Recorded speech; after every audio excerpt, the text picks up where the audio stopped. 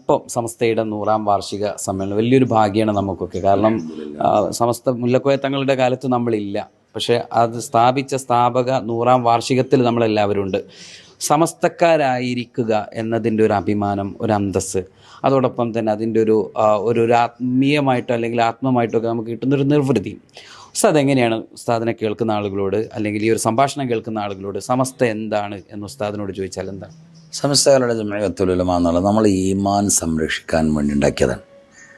നമ്മുടെ ഈമാൻ്റെ കാവൽ ഭടന്മാരാണ് അവരാ ദൗത്യം പഴയ കാലത്ത് നിർവഹിച്ചു. മഹത്തുക്കളായ ആ കാലഘട്ടത്തിലുള്ള പണ്ഡിതന്മാർ ആ ദൗത്യം അവർ ഈ കാലഘട്ടത്തിൽ ജീവിക്കുന്ന ആലിമീങ്ങളുടെ കയ്യിലേക്ക് ഏൽപ്പിച്ചു.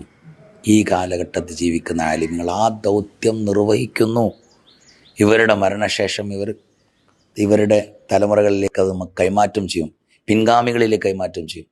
അത് ഹത്തൽ ഖിയാമ വരെ മഹത്തുക്കളായ ആലിമീങ്ങളിലേക്ക് ആ ദൗത്യം കൈമാറ്റം ചെയ്തുകൊണ്ടേയിരിക്കും.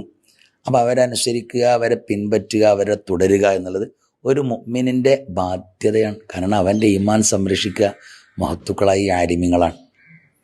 ഈ ആലിമീങ്ങൾ സംരക്ഷിച്ചാൽ നമ്മുടെ ഈമാൻ ഒരു കോട്ടവും വരില്ല.